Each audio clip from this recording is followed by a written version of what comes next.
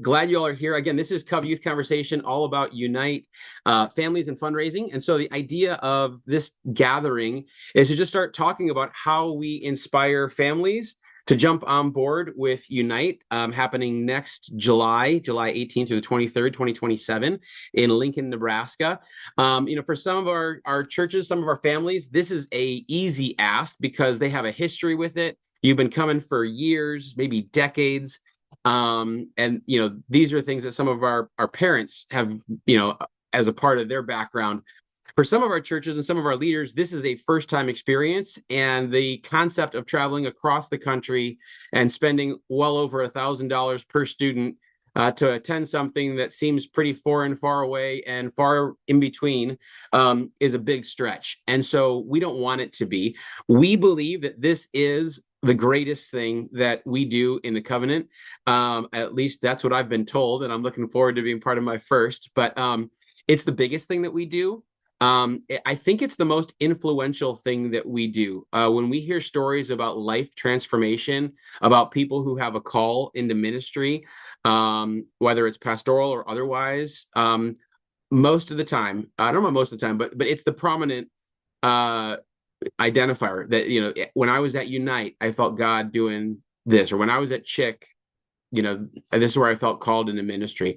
And so this is absolutely significant in the lives of so many within the covenant. And it's an opportunity this year to do something all together again. The past few years, cycles, we haven't had the opportunity to be together.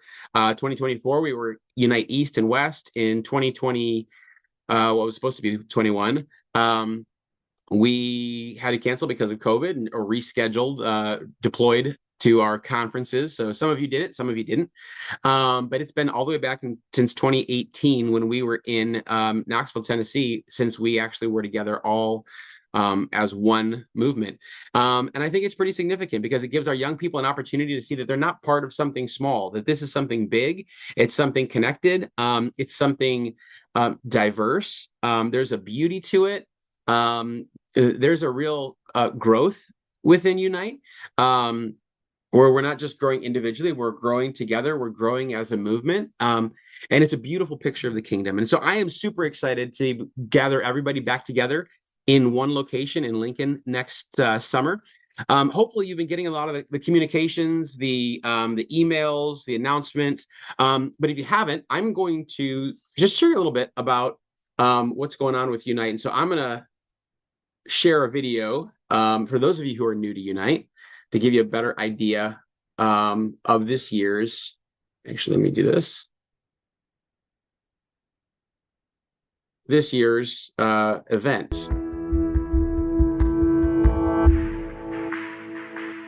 You know what it's like to feel the weight of a world that demands you hold it all together, to carry fractures nobody sees. But what if broken was never something to hide? What if every crack was an invitation?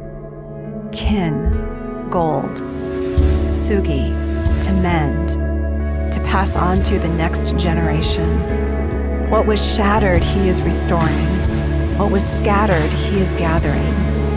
Every line a prayer, every seam sacred. Take heart, I have overcome the world. Belong, be sent, take heart. Unite, July 2027.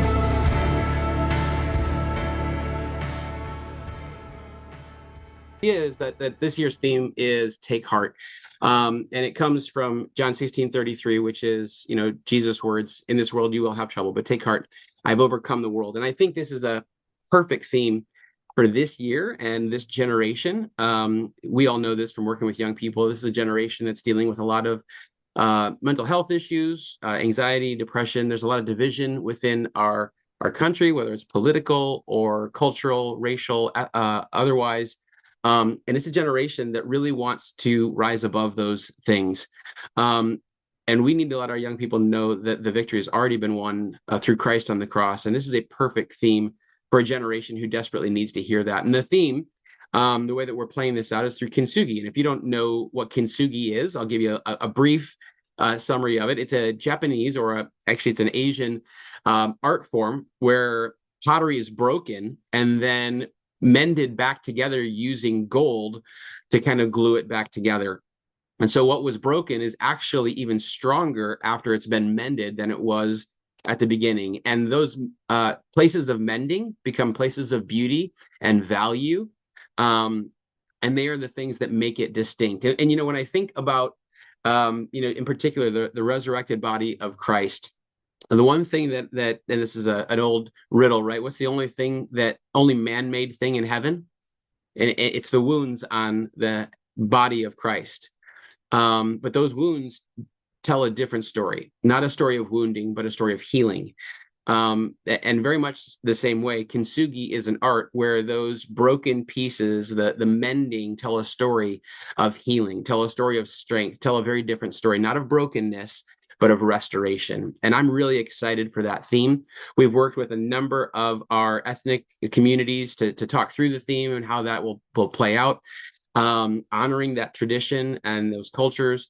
And so we've got a lot of fun things that are planned around that theme, a lot of meaningful ideas in a variety of spaces, whether it's base camp or the main sessions, or afternoon breakouts and workshops. But that's what you're going to encounter this year at Unite. So I'm going to reiterate one more time. If you have questions, feel free to raise a hand. Feel free to jump in with a question in the link, and any one of our team here will be happy to answer that for you. Again, it's a conversation, so jump on in. But as I said, this is a big deal, and it's a big price tag. And so this meeting is really about how do we cast this vision and help parents really understand how important it is, how meaningful it is, how transformational it is, and how do we help them understand kind of the price tag on it. So Jeannie Olson is, she introduced herself earlier, but for those of you who jumped on a little later, Jeannie is our director of Next Gen Ministry. Is that right, Jeannie? Yep. Next Gen Ministry in the Northwest Conference, and been doing this for a while. And so, Jeannie, we want to give us some ideas on how do we engage parents, and what are the big questions that they're asking? What are the things that they're going to need from us as youth leaders to get them ready to do this? Yeah, I think it's important as we're working with parents to see this as a team effort. This is a big ask for a family, and they have a ton of things right now that they're being asked for: soccer camp, band camp, choir camp. And their kid comes home with a new registration form like every day, and they're going, okay, how do we choose? What do we choose? And this one might mean my kid gets a scholarship. So how do we weigh this? And I think that's our role as youth leaders, is to help them understand the context of this event, that it's not just this is another summer event on the list. This is really a strong formative event for them. It is one of those times where they can do the deeper work of who are they, their identity, who are they in Christ. And it's the first time a lot of them even realize they're part of a covenant denomination. And what does that mean to be part of a denomination? That it's not just, it's just my church. It's like there's other churches like this that hold similar values, and they're all around the world, and we're part of this. And this is what, they learn about merge ministries and just all these, all these different ministries that are going on. And it opens up their eyes beyond just their church. And it works really well as well. If you've done mission trips and everything else, it's like, you're helping them build their mental image of what is the kingdom of God look like. And so all that to say is getting parents on board and seeing them as teammates rather than they're just writing a check and signing a registration form will go miles in helping them understand what to do and helping their kid decide to go to this. So one of the key things is I would be hosting a parent meeting right away as soon as you can, as you launch into this fall. So if you haven't done that already, to explain, here's the event, you need to get this on your calendar. And here's why it's important, and check with folks in your church to see if they've gone and if they can speak to the importance of it, and why this is a significant event. But, even setting up the parent meeting, how do you create the atmosphere? And we can talk about this in CovYouth on how do you set up a really good parents meeting. But getting their attention, being there where they can ask you face to face, hearing from other parents too. whose kids may have gone to previous Unites to go, oh yeah, this is why this is significant. I found that with parents, they need to know the why, not just the what. The what's important, but why is this important for my kid? And what Pete just said about anxiety and depression and relationships and, the anxiety about AI and everything else, they've got a ton coming at them, and go, this is a place where they're with peers, they're with adults who love Jesus, and this can help them think through their framework of how they view the world. So those are things, just hosting parent meetings, making sure the whole church knows, thinking about even doing prayer partners with older people in the church. So it's not just parents, but it's also maybe grandparents, older folks who want to support what you're doing in your youth ministry.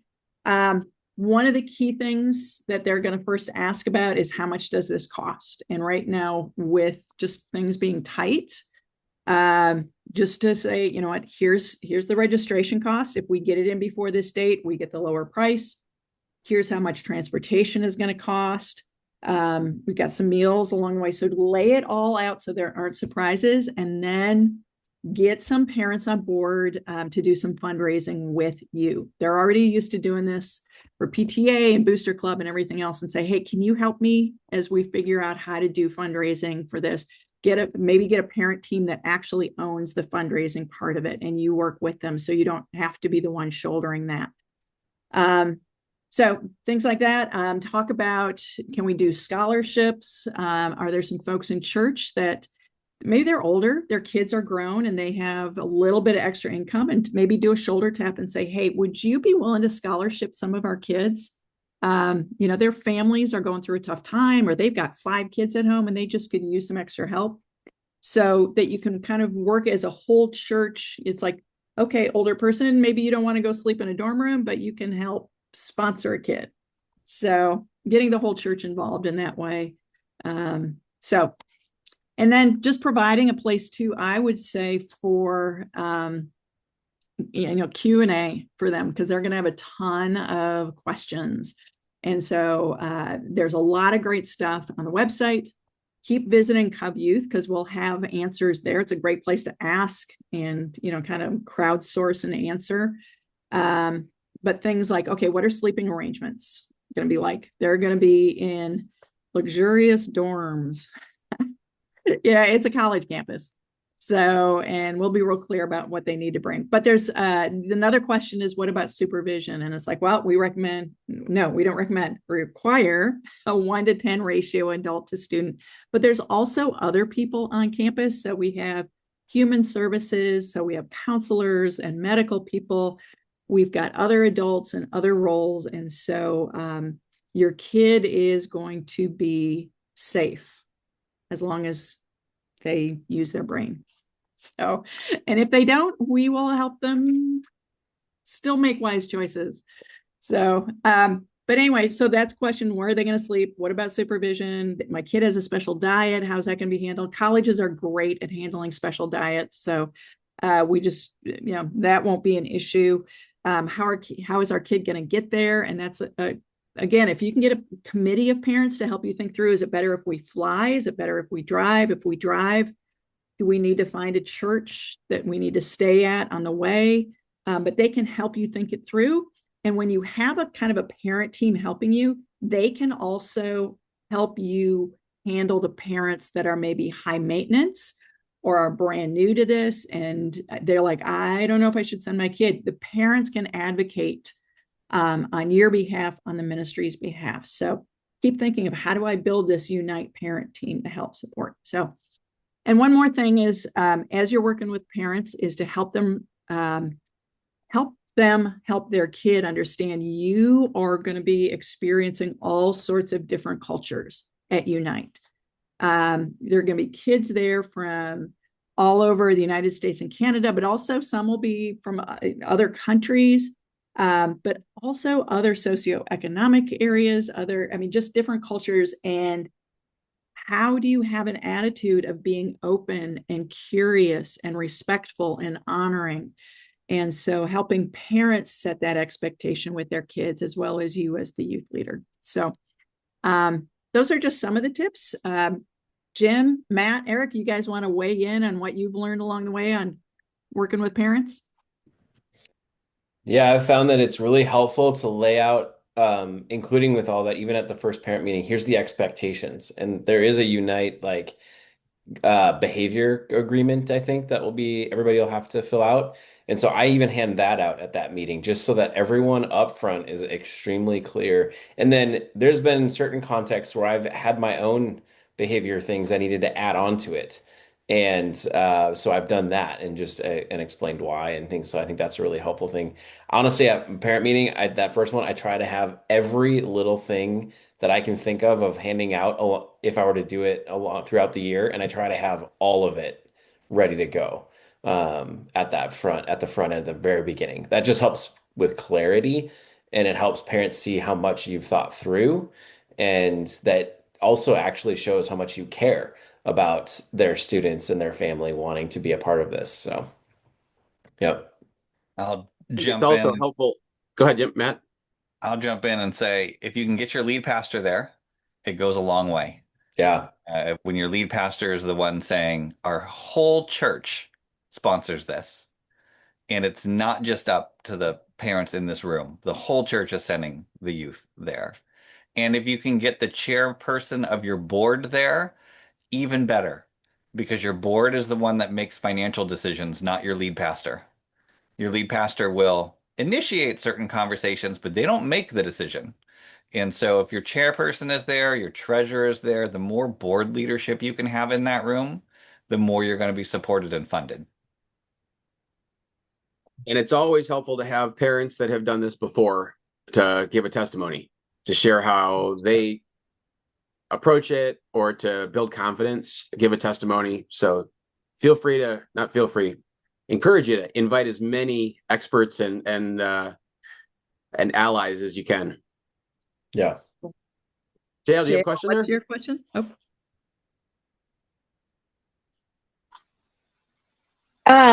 Yes, I have two. One would be a short answer, and the other one might require a longer answer.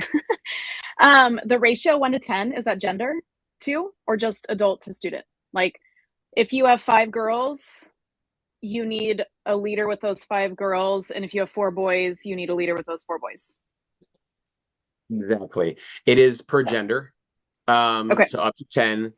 Now, a lot of our churches, since they are smaller and might have a harder time recruiting, we can partner churches together. Young people from one church can go with another church locally, as long as we can orchestrate transportation. So not every church needs to do that. I know that there's going to be churches that over recruit leaders. They're going to bring 4 or 5 leaders, but they don't have 40 to 50 young people. And we can partner together to make that happen. And part of the way that we do that is through the youth group interest form. So if you go to Unite, our Unite site, I put the link in the chat. If you go to that site, there is a form there to fill out. Let us know who you're bringing and how you're coming, and where you're coming from, some of your needs. And that's one of the tools that we're going to use to put groups together in geographical locations and make sure that all of our bases are covered. Sure. I would also thank say, you. I assumed, but I'll. Yep. I'd also say get more leaders than you think you'll need, because it's a long week. Mm-hmm. It's an exhausting week. And if you have 10 kids and it's just you need a couple more adults just to share the load. Yeah. Especially if you get sick or you go down or something like that.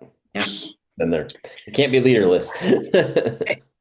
Yeah. So my second question, I didn't mention that Marty and I, in our previous context, he was the worship and youth pastor, and my ministry background before coming to where we're at now was also youth ministry with a parachurch ministry. Currently, so we took students to the Nashville Chick. That was our last exposure. And now our youth ministry, we're a smaller church, but our youth ministry is 25% church kids and 75% unchurched, which we love. We love that. But I think my concern a little bit with Unite is and there's been conversation about we're part of a denomination and merge and all of those things. And that's going to fall on deaf ears with our unchurched kids. So I guess when I think about some of the families, I'm trying to put this conversation and bring it into our context, and I'm struggling a little bit with that, because some of the things that would be beneficial for a church with maybe more youth group families. A lot of our youth group students are not families in our church. And so, I'm thinking about casting vision, and a lot of them do go to camp, and we have really good success with getting students involved in the youth ministry to go to camp. But when I think about, promoting denominational things, what is really about Chick, and those of you who are planning it know better, what is going to appeal to the unchurched kids? Let me just clarify and that family. It's not a huge denominationally promotion. It's not like Gather or anything like that. So it's subtle, but it's those kids who have ears going, oh, this is connected here. So I'll turn it over to Pete and let him explain a little bit more. But I just want to clarify that it's not like we lead with denomination and then Jesus is back here. It's like, no, Jesus is up front. Mm-hmm. Denomination is there for those who have it on their radar. Right. Yeah, and I'll clarify really that I love the covenant and I love our denomination. But that's we don't good use question. The word in youth group. So, really some of the things that I think it's important to point to is that young people today are looking for a place to belong, and this lets them know that they're not just part of something small; they're part of something much bigger. Mm-hmm. And the wonderful thing about the covenant is we don't require everybody to look just like us. It's a space where they're going to find not just others that will love them and embrace them, but plenty of space to work out their faith, to discover the world. This is a generation that wants to make a difference in the world. And so our base camps are really about that. It's about understanding our mission priorities: love, mercy, do justice, serve globally, and how we make a difference in the world, whether it's through water or immigration experience, racial righteousness. There's opportunities to engage in some really meaningful things and to learn about some fantastic ways to engage the world. Leadership development. Our Serve Clergy is putting on a fantastic base camp all about leadership development. What does it mean to lead? What does it mean to discover how God made you to engage with the world? So whether somebody is, really committed to the church or still kind of exploring faith in general, it's going to be a space where they're going to have real practical opportunities to grow as individuals, as leaders, as people just seeking truth. So those are the things that I would probably lead with: is these experiences, bigger than them, place to belong, opportunity to develop leadership and engage the world in meaningful ways. And I think along the way they're gonna meet Jesus for sure. You know what? I'm going to do this in light of that question, and some of Jane's. Yeah, I'm gonna throw a letter in the chat. That's a link to it should be just uploaded, a parent letter. So this is what we've put together as a shell. Most of the resources that I'm going to be pushing out through the Covenant denominational office, as well as through CovYouth.com, are going to be Word files or Google Docs, so that you can edit them. We're going to put out very few PDFs that are uneditable. I'm going to push out as much as I can in Word format so that you can edit it, make it your own. We're going to have graphics packages coming out in the near future, so you'll be able to start doing some social media stuff. Eric is going to talk about that in a little bit. How do we keep Unite kind of front and center in our spaces? But I wanted you to be able to check out that letter, download that, and hopefully that'll help you frame some of the conversation for your parents. Eric, maybe that's a good opportunity to jump in with you and let you talk a little bit about marketing and about promotion and how we keep this in front of parents. Sounds good. I'll try to be quick as well, because I want to make sure we have time to talk about fundraising. And I just add with parents to maybe consider taking like the basketball team approach and recruit parents into a team of support, a support team for Unite. And so instead of just looking at them as people to keep informed, recruit them into a support team to help you put together your fundraisers and um, plan even your transportation for you. These parents can actually get involved and make the trip easier for you, as opposed to being another point of work that you have to do. So maybe think about how maybe you can encourage your parents to actually get involved, become part of the team to make it happen. As you think about marketing the event, I really encourage you to you think about how big this event is, to get it in front of your folks as much as quick as possible. I put together just a quick and dirty um, little like potential how do you say this, like schedule that you could use to uh, use as a guide to I think this is it. There it is. I just put it in the chat. They kind of look like maybe like once a month be promoting Unite to your students, to your parents, and to your families, um, in order to keep it in front of them as you head towards this summer. And you can see there's lots of different ways to be talking about Unite. There's, of course, information that you want to out there, the details for the event. There's going to be fundraising because we're going to talk about that in a moment. You'll probably be looking at a minimum of 4 fundraisers, but maybe more. And so you're going to be looking at those opportunities, as well as the registration deadlines. There's 3. There's an early, a regular, and a late registration deadline that you're going to be. So keeping those in front of people. There's lots of opportunities to be getting information out in front of folks. So look at those opportunities that are there. There is going to be, you want to do that maybe through email, social media, your church bulletin. Think about how you can put it up on your posters and bulletin boards, that kind of stuff in your youth room. Get it out there as much as you can. And here's something I'd like to recommend as well. Information is great, but stories are even more powerful. So when you are getting these beats out there, you're looking at ways to kind of get Unite out in front of folks.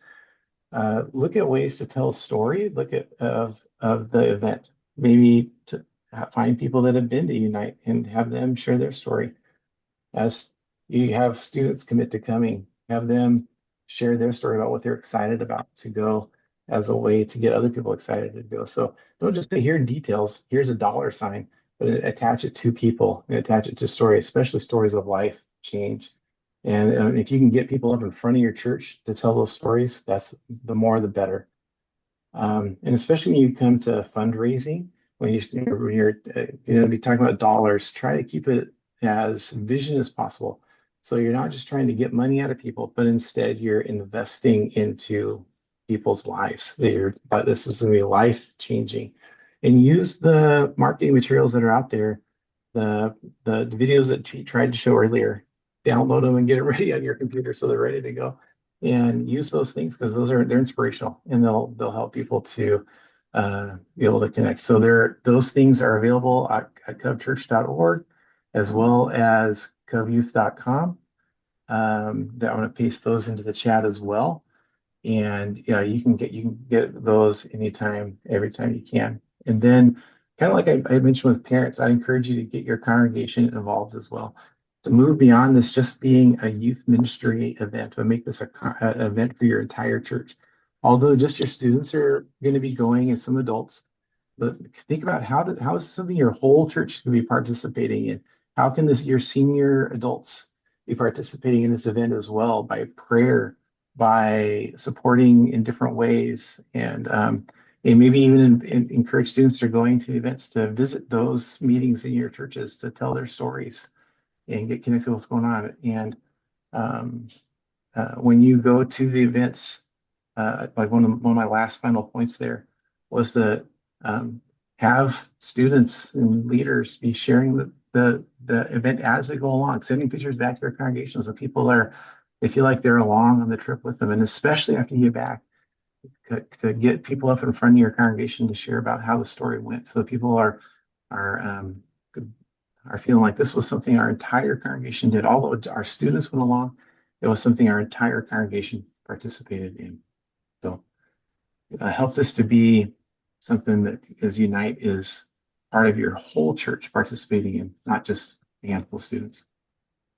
Good word. Thanks, Eric. Yeah, so as we're thinking about Unite, inviting our churches into this event, we're thinking three things: pray, give, and serve. And so we're hoping that, like Eric said, everybody has an opportunity to jump in some way. One of the resources that we're going to be pushing out is a Pray For Me campaign, which helps kind of link prayer to relational discipleship to fundraising.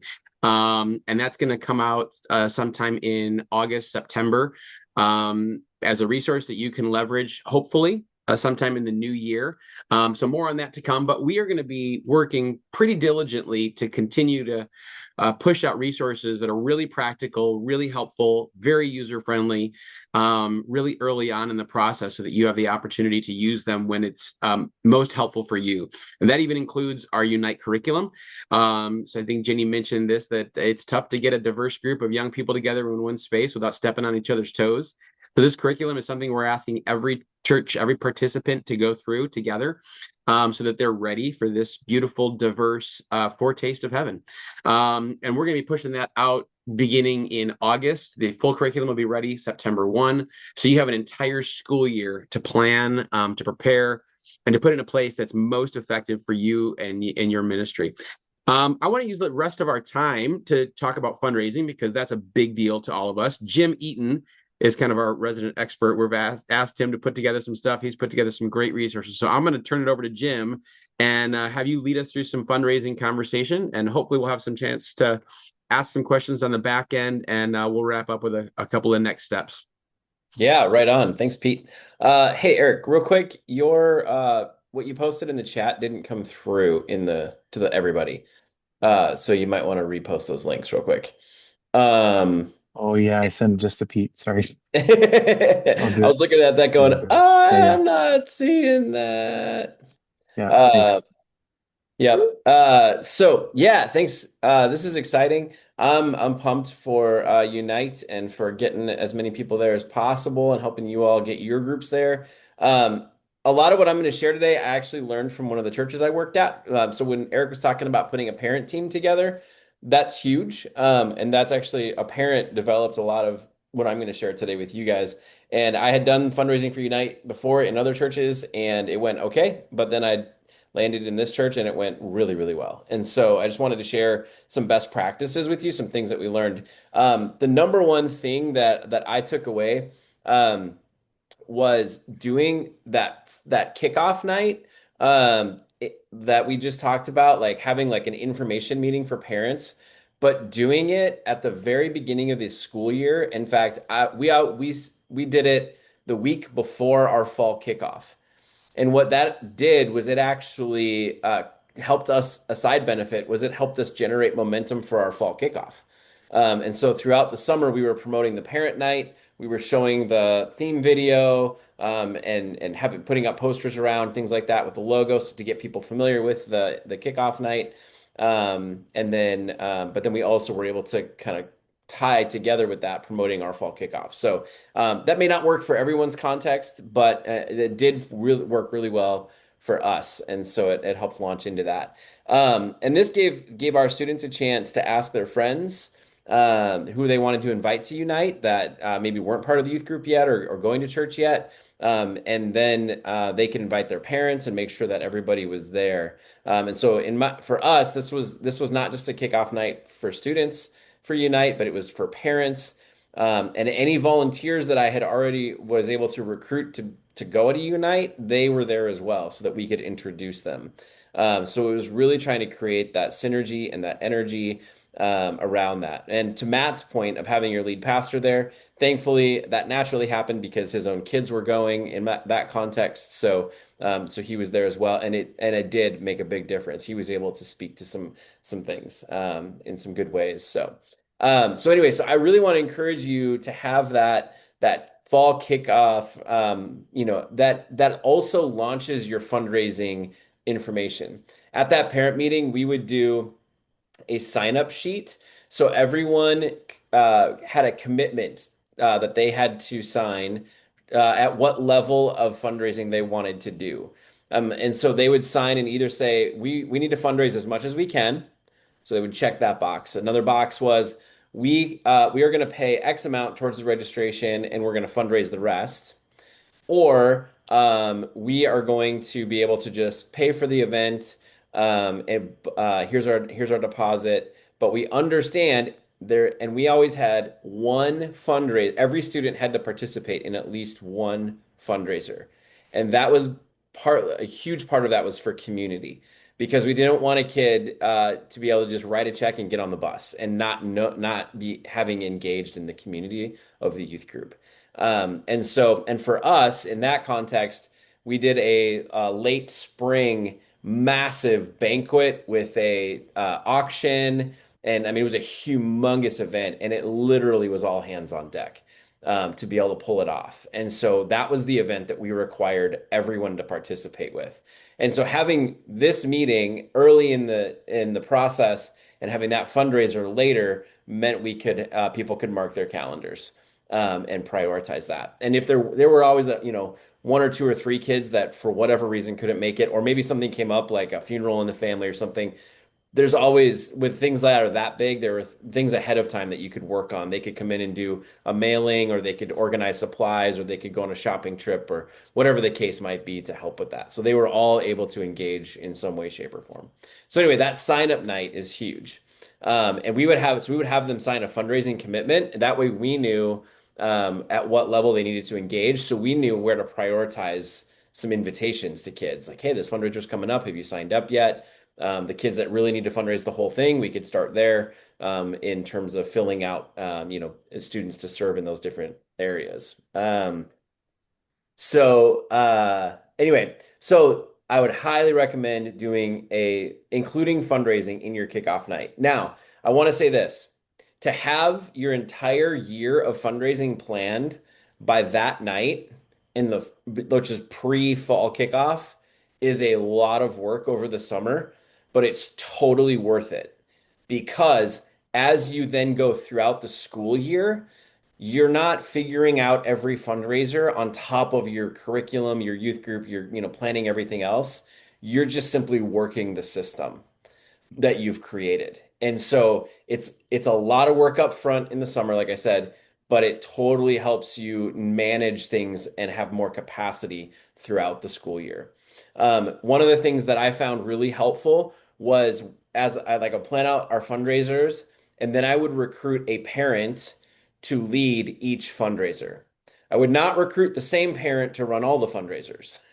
No, but I would recruit a different parent for each fundraiser. And that's kind of gets back to Eric's point of a team. You could create a team and they each kind of assign, each different parent on that team is going to be the head of a different fundraiser. So that's an interest or a good thing to think about. It honestly takes it off of you because you have so many other things to be doing to get the group ready to go. And so if you can hand off fundraising to different people, then your role becomes, what do you need and how can I help? So you're going to Walmart or giving them the tax exempt form so they can go to Walmart or whatever the case may be. But then your job is to resource and support them instead of trying to think through and manage everything on your own. So that's a really, really helpful way to look at it. Let's see. A couple of best practices that I've found helpful. One is that team thing, but one is also thinking about the rhythm of fundraising. So how often can your group handle a fundraiser? Like, do you have a bunch of kids going? If you have 50 kids going, you could do a fundraiser a month and be okay because you would have enough students to staff that. If you have, like my church right now is super small, we'll be lucky to have 10 kids go between 3 youth groups. We don't have the capacity to run a fundraiser every month. We might be able to do it probably every other month. And so That's kind of what we're going to be looking at. Um, so you have to think about capacity, but also focus. So there are, I call them inward fundraisers and outward fundraisers. Um, Sorry, I'm in my daughter's office at camp and the phone is ringing, and I am going to turn that off. There we go. Sorry. Um, so anyway, so for example, an inward fundraiser would be like a chili feed after church on a Sunday. Everybody's going to come out of the sanctuary and they're going to come on over to the fellowship hall and they're going to have chili and cinnamon rolls, which is a Kansas thing. I know it's weird, but it is what it is. Yeah, it's better than it sounds. In growing up in Minnesota, it was chili and corn dog or like cornbread, right? Yeah. So anyway, so whatever it is, right? But people are already gonna be there, so it's for your church. Something outward focused might be like a car wash that you're going to either do in your church parking lot, or maybe you know somebody has a car wash that would let you use it. But that's out to the community, or like a lemonade stand at Walmart. That's an outward one. And so what I found is to be helpful is alternating those. So whether your rhythm is biweekly or monthly or every other month, but do one that's focused with your church and one that's focused out in the community. What that does is that helps prevent donor fatigue, because what can happen is we're constantly up front of the church saying, hey, we need money for Unite. Hey, we need money for Unite. Hey, we need money for Unite. And then they're also saying, hey, we need money for Covenant Benevolence. Hey, we need money for Covenant World Mission. Hey, we need money for, does that make sense? All these different things. And so when you alternate, you actually are creating space. And theoretically, by the time it's your turn to do this again, then you are like up in front of the church and they're like, oh yeah, Unite. Wow, I gave to that last thing. Now I'm excited to give to the next thing, especially if you're able to give an update on like your progress, like, and thank people for, hey, thanks so much for helping out with the chili and cornbread. We had a great response. We raised $1,000. We're super excited about this next thing that we're going to do. Whatever that is, fill in the blank. And here's our goal for that. That helps people stay engaged. So alternating can be really helpful. Another way of thinking about that is, what are things that your people are already going to spend money on, and how can you simply capture those funds? So, for example, people are going to go out to lunch after church. So having a meal after church is a great way to capture people's money that they're going to go spend at McDonald's. Instead, they're giving it to you. So you're actually like, when it comes to a family's budget, you're not going to them and saying, hey, can you donate over and above your normal expenses with this? You're simply capturing funds that they would already spend out of their budget, which honestly helps people engage because it keeps it within their budget. You're honoring them and giving them an opportunity to participate without asking them to stretch things. And in our economy right now, that's a big deal.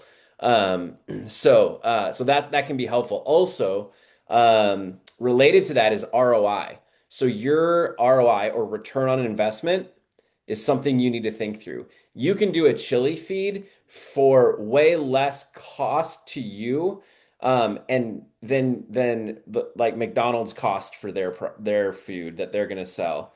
And you can actually then charge less and still have a bigger margin than McDonald's does. And so thinking through your return on investment. So one time, I have a fail story here. One time I spent $1,000 on flamingos, like those pink lawn flamingos, to try, and then we put together all of this. It took hours and hours and hours of organization and work to put this thing together, where the students would go like put a flock in somebody's yard. So people would wake up and there'd be 30 pink flamingos in their yard. And then the students had to come and remove them by a certain time and take them to the next yard. And it was fun and it built community in our group, but the amount of administrative work was completely not worth the return we got on the $1,000 of flamingos. And so like I would not do that one again in my context, because it was just so much work.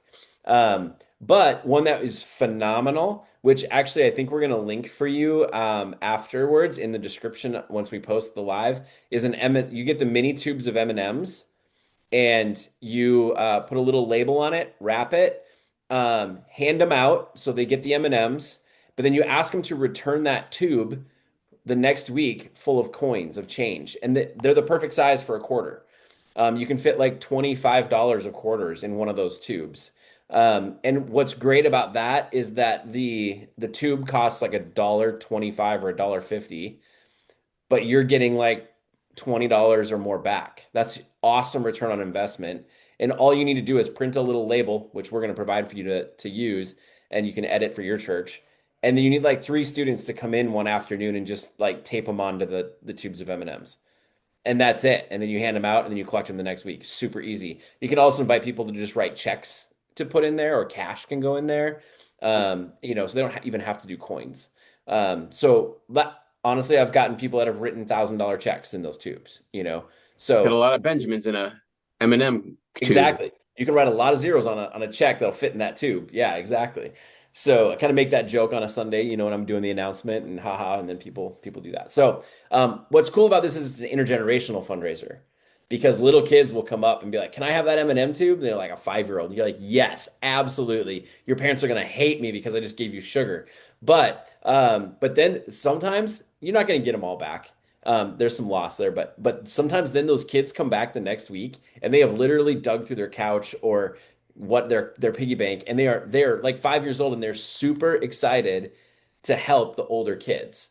Right? It's so much fun to see like the younger kids helping the older kids, and then obviously the adults are engaging in that. So that's a phenomenal intergenerational opportunity as well. So I have some more best practices, but I'm just curious, Pete, Jenny, Matt, Eric, have you guys had any successful fundraisers capturing money that people would already spend, but instead they gave it to you instead of giving it to somewhere else? I'll have one to share. Sure. We did a fun fundraiser where our youth group provided babysitting, like right around early December, late November, for parents, so they can go Christmas shopping for their kids without having to drag their kids with them. So mom and dad got a chance to shop together, and they were going to get a babysitter anyway. And by providing a couple nights where we did the babysitting, the kids had a blast, and we just took donations and let them know that all the money that we raised was going to go to help support summer camp. So seasonal, great opportunity. It taught our kids leadership. It gave our parents a night away. They loved it. It became a bit of a tradition too. Yeah, that's awesome. Right on. Any others you want to shout out? Marcus, I appreciate your question in the chat there. What's been some other successful outward facing fundraisers? If you market that right, you could use that as an outward facer as well. But maybe we could think through both of those questions simultaneously. Yeah. Another one is to get people to sponsor students and do work projects in the community for free. So, contact your community, your local school, and say, what projects do you need help with? And then students go out and go, okay, I'm going to be serving for 8 hours today. How much, would you give me per hour? So that kind of outward facing, but inward as well. I have 2 quick thoughts. One really depends on the size of your congregation. All the churches that I served as a youth pastor, we said to the church, you may only support the kid that we give you. And so we would take the roster of students and the roster of everyone who was a member of the church, and we would intentionally pair them up. So if we knew a kid couldn't raise any money and had no money, we would give them the wealthiest families. And they had to write a letter saying why they wanted to go. They were very excited to go. They sent it to the family. And then for multiple weeks, the lead pastor would say, everyone in this church has received a letter from a young person. Please respond to it. And if you didn't, then please come to me and we'll give you one.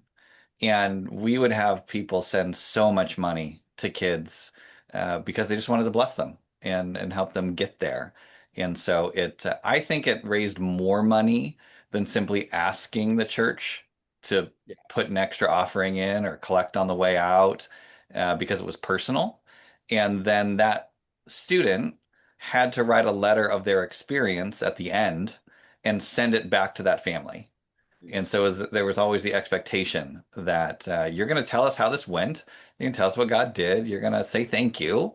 And the thank you always happened. And then on our recap night, the recap night was for the whole church, not just the youth group. And so the entire church would come out and see it. The other one that was very successful, and this again depends on your rhythms. If you have a missions trip before Unite, whether it's spring break, whether it's this summer, it's too late, whether you raise money for anything, you just add another paragraph to your fundraising letter. Anything I raise beyond what I need goes to send me to this week of Unite. And we would have kids raise way more than they needed because again, parents were like, yeah, we want you to do that trip and the other one. So both of those were successful for us. Those are great ideas. Thanks, Matt. Yeah. One other outward facing that I've been part of in the past, I didn't organize it, but our local Young Life crew does, they spread mulch. They've got a local landscaper who sells mulch and delivers it. And for a little bit of extra, you can get a youth crew to show up and spread it for you. And so for 5, 6 weeks in a row, all of our Young Life crew gathers on a Saturday morning and spreads mulch at 4 or 5 houses, and they spend the entire morning doing it, and then they all split the fundraising. So that's been super successful with the community. People are going to buy mulch anyway. They might not want to spread it, and it helps your local landscaper sell it too, to know that it's going to get spread. You don't have to worry about that. So it was a win-win-win across the board. You can do that with firewood too if you live in the north. Yeah, that's true. Yep. Who wants to stack their own firewood? In one community that I served in, an outward facing one, to get to Mark's question, is there was someone in our community that had a car wash and they wanted a tax donate write off. And so it was one of those like wash it yourself bays. But they just gave us one of the bays to use for 4 hours or something like that. They turned it on so we didn't have to keep popping coins. And then we were at the street with signs and we were able to just wash as many cars as we could crank through and take whatever donations, free will donations people gave us. We had a suggested donation of like $10 or something, but then people could just donate whatever. And we made a great amount of money doing that. So if there's someone in your community that has a car wash that they would let you use like that, that'd be an amazing opportunity. So that's been a really good one as well. So, guys, we're gonna actually have some more brainstorming opportunities going forward from this call. So we're gonna move on in the notes here, but those are some good things to get you started. And actually, one thing that I'm gonna do right now is drop in the chat a link to a document that you can take, and so that you're not recreating the wheel. It's a sample rhythm of fundraisers, inward, outward. This one actually focuses a little less inward outward alternating and more based on seasonal things that capture money our people would have already spent on other things. But you can use it and take it, download it, modify it however you want. So one of the other best practices that I want to lay out there for you is to pay attention to the fundraising rhythm of your school districts, because you don't want to compete with them. They often are selling popcorn or discount cards or whatever the case may be, especially sports teams. Don't do the same thing. I tried that one year and miserably failed. It was horrible. And so just if you can ask your students, hey, are your teams fundraising or whatever, and try not to do the same things if you can help it. So don't compete with that. And you also don't want to get a reputation of like competing with the school districts. It just doesn't go great. So, we already mentioned storytelling and gratitude. So, but I'll just note that, but make sure you're sending thank you notes. And then also you need to keep the IRS happy. This is a quick note to say that if people are donating online or with a check, they cannot write a specific person's name on it, because then if they want a tax deduction, if they don't want a tax deduction, then they can write a person's name on it. But if if they want that tax deduction, it has to go to the event, not to a person. So just want to clarify that. So you keep the IRS happy, you keep your financial person at your church happy. If you were to get audited, that could be an issue if it's not done correctly. So I think that is the best practices list that I've got for you today. Yeah, we're gonna have some ongoing conversations, like I said, and so we can jump into those things and do some brainstorming further down the road. And Pete's gonna say more about that in a bit, unless you want me to just say that right now, Pete. No, I'll wrap that up. All right. Thanks, Jim. Good stuff. We are past our hour mark, which we like to try to do this within an hour. So thanks for those of you who have stuck with us. I threw a couple things in the chat here. Next steps would be one, join CovYouth.com. It's also called CovEquip.com now because it includes our next gen ministries. But click that link there. You can sign up, sign in, turn on your notifications. There's going to be a lot of information coming through CovYouth.com. Also, explore the Unite site at the covchurch.org site. Everything you need to know is in there. Parent FAQs. There will be registration there. It'll all be online. Videos, graphics, a day in the life at Unite. Just explore that. Tons of stuff. And lastly, sign up for our monthly newsletter. We have a monthly newsletter that comes out from the offices here, the denominational offices.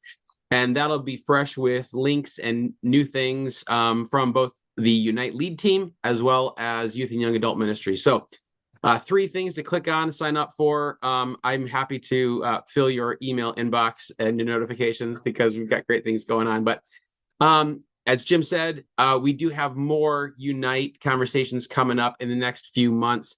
We are happy to have conversations with you, your church, jump in as conference coordinators, or for myself, feel free. I'd be happy to come and chat, jump into a Zoom call or whatever with your people. But we're going to have more and more conversations as it unfolds. Feel free to reach out to me or to any one of us, conference coaches, coordinators, and we will happily answer your questions and partner with you to make sure that this is a great experience for your church and your kids. I'm going to wrap it up. And if anyone wants to stick around for questions, we can definitely do that. But thank you so much for joining us. Glad that you're here, and we'll see you all soon.